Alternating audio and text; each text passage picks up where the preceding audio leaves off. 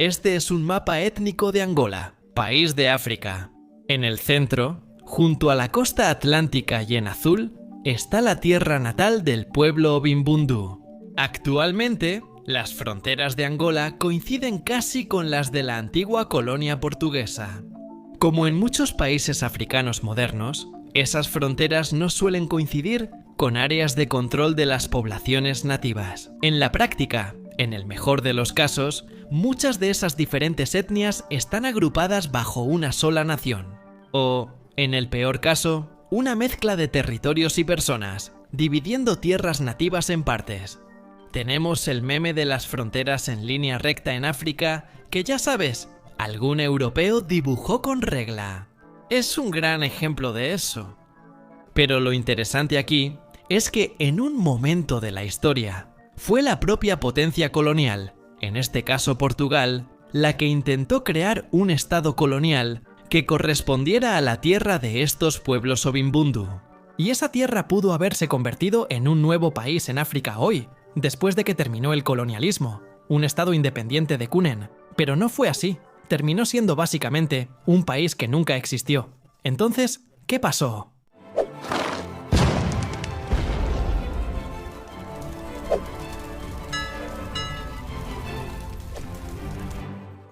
Primero, ¿qué es Cúnen hoy? Es una provincia de Angola. Recibe su nombre del río local Cunene, que fluye desde las tierras altas de Angola hacia Namibia, donde lo llaman Cúnene, con K por cierto, y luego desemboca en el mar. Los habitantes locales se asentaron cerca de este río, aprovechando el agua dulce para agricultura y caza. El río es fundamental, porque Cunene es muy seca, y las áreas junto al río son las más hospitalarias. Los principales habitantes de la región eran los Ovimbundu, aunque el río también fluye por otras tierras, como las que pertenecen a las tribus Herero, Khoisan y Nyaneka Umbe. Seguro pronuncio mal esos nombres, pero nos enfocaremos en los Ovimbundu, ya que quizá alrededor de ellos pudo crearse un nuevo país. No solo en la actual provincia de Cunene, sur de Angola, sino también en las tierras altas de Angola, vivían originalmente los Ovimbundu. Este pueblo bantú habitaba principalmente las regiones cercanas a Uambu, Bie y Benguela. Su idioma, el Umbundu, se convirtió en uno de los idiomas más hablados del país hasta hoy. Originalmente, no pertenecían a otro país ni eran una sola entidad política. En cambio, estaban organizados en una serie de pequeños reinos independientes. Entre los más destacados se encontraban Bailundu, Bie, Uwambo, Kakonda y Andulú. Si esos nombres te resultan familiares, es porque ya mencioné dos. Hoy, dos grandes ciudades de Angola llevan esos nombres y están en esta región. Los reinos surgieron aproximadamente entre los siglos XVI y XVI-II al menos. Fue entonces cuando los conocimos como europeos. Fueron establecidos después de las migraciones bantúes y la formación de estos estados orientados al comercio en las tierras altas. La mayoría del comercio era con europeos, por eso los reinos surgieron casi al mismo tiempo que su llegada. Este mapa de 1760 muestra los reinos Ovimbundu en color y otros reinos nativos en gris. Creo que es una muy buena oportunidad para echar un vistazo a cómo era una parte de África antes de la colonización. Porque cuando vemos la región, normalmente vemos Angola moderna, que corresponde al dominio colonial portugués ahí, que tenía esas mismas fronteras. Y no sé, es fascinante ver que estas fronteras realmente pertenecen a los nativos. ¿Te hace pensar cómo sería África hoy si no hubiera pasado por la colonización europea? Los reinos Ovimbundu fueron de los grupos más importantes económicamente en la Angola precolonial y gran parte del sur de África. Tras la llegada y conquista portuguesa en la costa del Reino de Bengala, el control nativo del interior persistió por un tiempo, del siglo XVII al XIX. Ellos controlaban las rutas principales de caravanas hacia la costa atlántica y sus puertos portugueses, como Benguela y Luanda, la actual capital de Angola, hacia el interior de África Central, incluyendo regiones de Zambia y partes del Congo. Usaban grandes caravanas organizadas para comerciar marfil, cera, caucho, cobre, y también esclavos. Y el hecho de que controlaban estos territorios ricos en recursos, el hecho de que podían explorar los recursos y extraerlos, y también establecer redes comerciales bastante complejas, hizo que algunos reinos Ovimbundu se volvieran ricos, influyentes y poderosos, especialmente Bailundu. Es importante recordar que aunque eran similares étnicamente y estaban cerca, existían por separado y no como un solo estado. Eso pronto cambiaría, pero no por iniciativa propia. Al principio, los portugueses solo controlaban enclaves costeros como Luanda y Benguela. Rara vez se extendían tierra adentro, solo de manera esporádica. Para las expediciones que querían mapear el territorio, en su lugar dependían de alianzas comerciales con los reinos locales, incluidos los de los Ovimbundu. Todo cambió a finales del siglo XIX con la repartición de África, cuando las potencias europeas reclamaron grandes territorios. Para hacerlo, debían ocupar y gobernar efectivamente la tierra. No solo descubrirla para los europeos, reclamarla, comerciar con ella y ejercer influencia sobre ella ahora. Portugal tenía grandes ambiciones para sus colonias africanas, pero no reclamaron todo el continente. Como he visto en publicaciones ridículas que muestran lo que cada país quería y obtuvo tras la Conferencia de Berlín.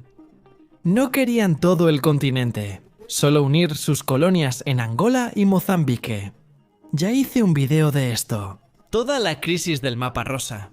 Reclamaron la tierra para unir el Atlántico y el Índico, pero los británicos estaban molestos porque querían conectar El Cairo con Ciudad del Cabo. La alianza más antigua fue puesta a prueba. El ultimátum británico que obligó a Portugal a retirar su reclamo fue una gran vergüenza para la corona portuguesa. Mucha gente dice que eso contribuyó mucho al colapso de la monarquía, pero de todos modos, en ese momento, Portugal todavía estaba obsesionado con esta idea de la megacolonia.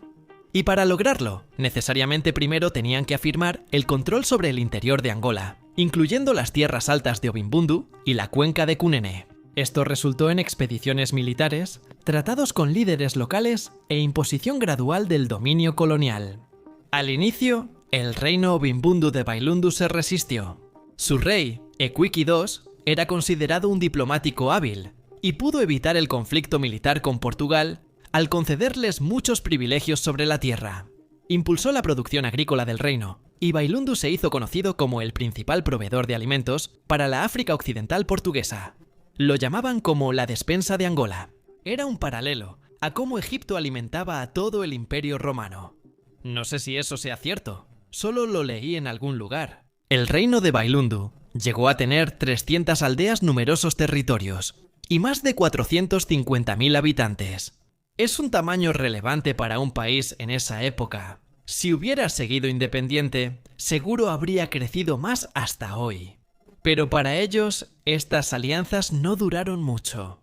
A inicios del siglo XX, la mayoría de los reinos Ovimbundu fueron derrotados o convertidos en distritos coloniales. En 1900, Dos Bailunu en realidad se rebeló contra el dominio portugués establecido, pero sus fuerzas finalmente fueron derrotadas. Esa rebelión fue clave porque evidenció un problema para los portugueses, tras vencer a los nativos militarmente. Pero luego, justo después, no tenían el personal ni la capacidad administrativa para controlar e integrar completamente estos territorios del interior en África. No podían financiar la administración tan lejos, y su autoridad en regiones remotas era casi inexistente. Entonces tuvieron una idea que pudo allanar el camino para este futuro país africano.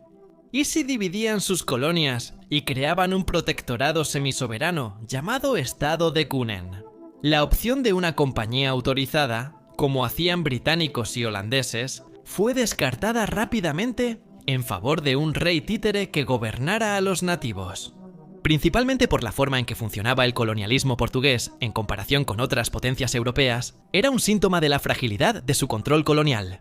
El imperio portugués no usó compañías como la BOC o la Compañía Británica de las Indias Orientales, pues la corona controlaba directamente su expansión. Primero hubo conquista militar y luego monopolio estatal, sin dejar que el capital privado invirtiera. Siempre fue el mismo problema. La pequeña población, recursos limitados y dependencia del patrocinio real dificultaban crear compañías privadas de comercio por acciones.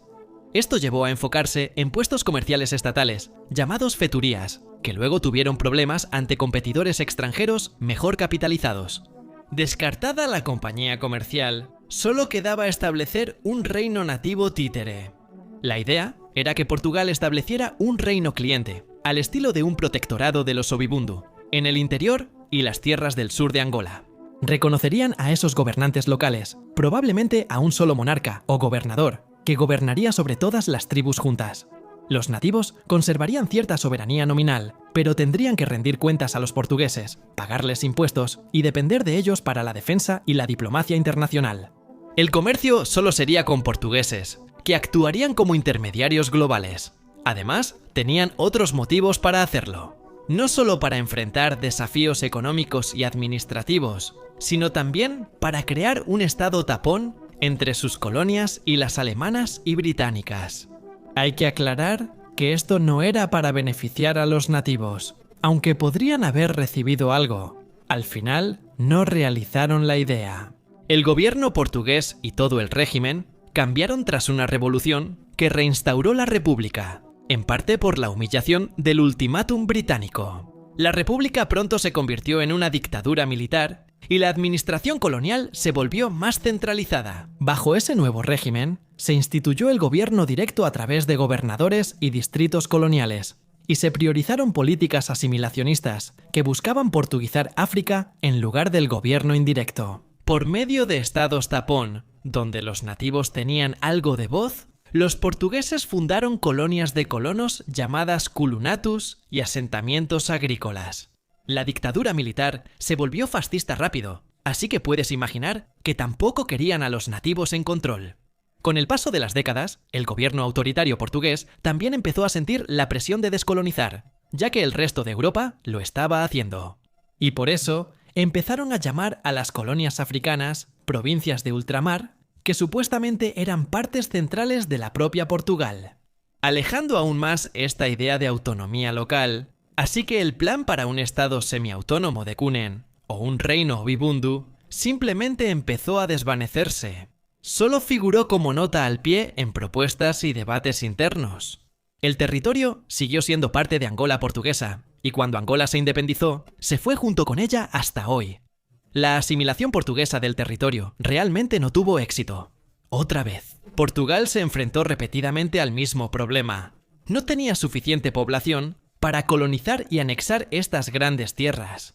Obibundu terminó siendo central en la lucha y la guerra anticolonial posteriores.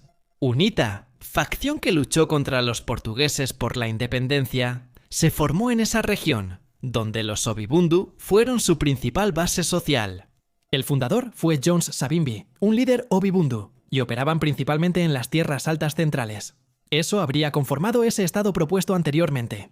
Tras la salida de los portugueses, la guerra colonial pasó a ser civil, y el territorio Obibundu siguió como núcleo de UNITA, formando un pequeño estado Obibundu, independiente de facto gobernado localmente. En estos periodos, UNITA perdió el conflicto, y el MPLA asumió el poder, gobernando hasta hoy. Pero los Obibundu no desaparecieron. Siguen siendo el mayor grupo etnolingüístico de Angola, y muchos aún apoyan a UNITA, el principal partido opositor del país.